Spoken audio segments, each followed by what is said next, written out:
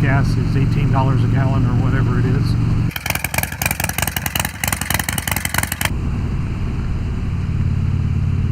Autism and anxiety tend to go hand in hand. I didn't know this until recently, but it makes sense, at least in my life. Looking back on it, I had anxiety since as far back as I can remember. I remember in elementary school when we were under tornado warnings, our teachers would line us up single file and march us through the halls to our safe rooms. Of course, we had drills and practiced that when there was no severe weather, but funny tangent here, my safe room, or the safe room for my class, was in the girls' restroom. We would go in there and sit quietly on the floor, waiting for the weather to pass. But oh my lord, can you imagine how disgusting it would have been if we were in the boys' restroom? Just a thought. When we were going through the halls, we would, for my class anyway, we would pass open exterior doors. And the thinking was back then that propping the exterior doors to the building open would help the pressure equalize between the interior and exterior, and so the building would therefore be less likely to explode. Now we know that that's not a thing, but back then that was kind of what people thought, or even engineers thought. Anyway, the point of that is that as we walked by the open doors, I could look out and see, usually it was pitch black, like midnight kind of black. Whoa, hello. And my little elementary school brain knew that it was the middle of the day and not supposed to be that dark outside. That was a sign of something seriously wrong. And I had always heard how destructive tornadoes were. So, of course, when I saw that pitch black sky and everyone being all worried and teachers being worried, my anxiety shot through the roof, because I was thinking about all the things that could be going wrong. I lived right across the street from the school, so I was thinking, you know, the tornado was gonna blow my house away, along with all my possessions, my pets. If my mom was home, she'd get blown away too. My dad worked not too far from the school, and you know, he might get blown away. And just for the kids, when I say blown away, I don't mean with any kind of a weapon. I'm talking about literally the wind blowing you away.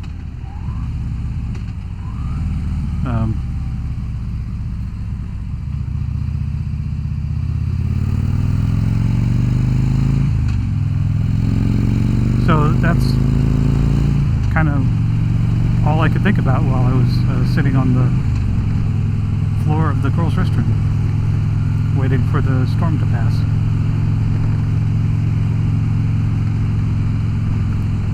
And the anxiety was so bad that I would get physical symptoms, you know, like gas, cramps, sometimes I'd get nausea.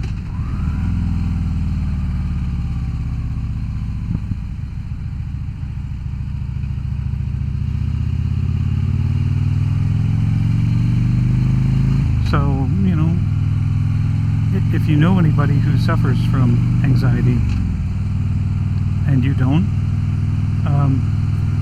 it's going to be hard for you to understand how they're feeling or what they're going through, but just try to be patient with them and realize that they can't control how they're feeling. They don't want to feel the way they're feeling, but there's nothing they can do at the time. Now, I will say that my anxiety has gotten much less severe over the years, which I think is a combination of life experience, counseling, and medication. But I do still get, there are still things that trigger my anxiety, I should say.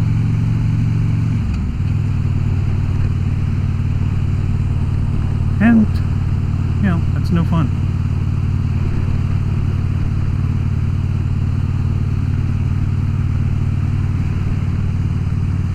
I have not read anything that explains why anxiety and autism occur together so often.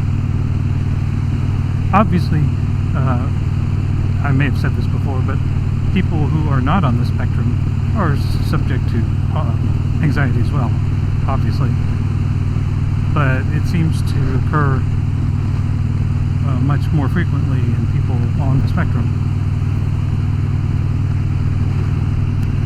And nothing that I've read explains why. So I guess there's probably still a lot of research going on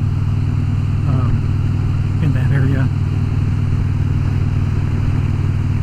One thing that attracts me to writing is just sort of the meditative quality, the solitude, being able to ride out here, look at this beautiful scenery, and just kind of relax, let my mind wander. Not too much though, because I need to be safe, but maybe it would be better to say let my imagination wander. But I find it very relaxing.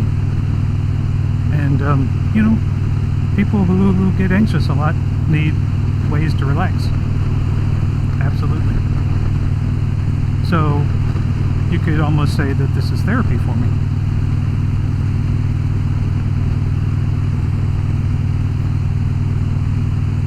Therapeutic writing. I need a doctor to write me a prescription for that.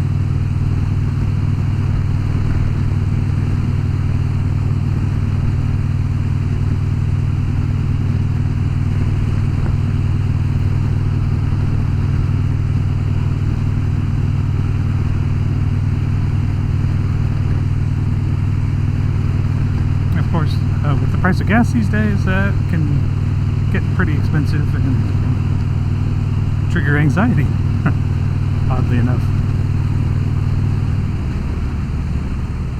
But it's worth it.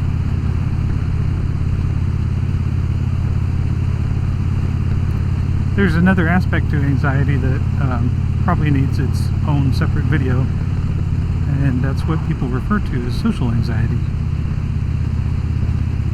Of course, that's big for me. I have that really bad. And one of the nice things about writing is you can sort of be social at the same time that you're being antisocial and solitary. Kind of like that. I couldn't have timed that better if I tried.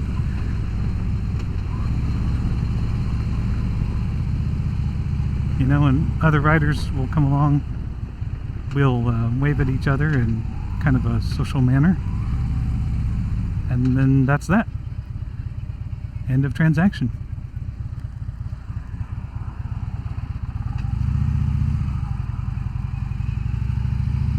For someone who has trouble with social interactions, that's like the best kind of exchange you can have. No stress. Doesn't soak your energy trying to maintain so-called proper social I don't even know what to call it.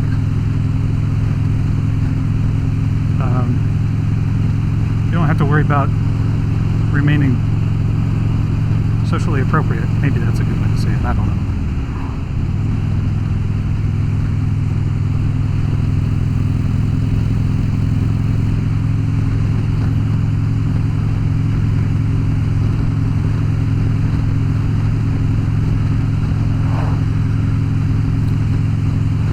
Anyway, yeah, I think I'll probably work on a video about social anxiety specifically. Until then, I hope you got something out of this video. If it was useful or entertaining to you, or both, feel free to hit the like button. If you didn't get anything out of it, or you thought it was stupid, or useless, or I don't know, any other negative reaction, it's okay to hit the like button. I don't mind that, but I only ask that if you do, you also leave a comment telling me what you didn't like about it so that I can improve future videos. If you have seen enough of my videos that you feel like you want to find out about them when they come out, hit the subscribe button. That'd be great. It would also tell me that there are people interested in me continuing to produce these videos. So with that, I'm going to say goodbye and enjoy the rest of my ride. See ya.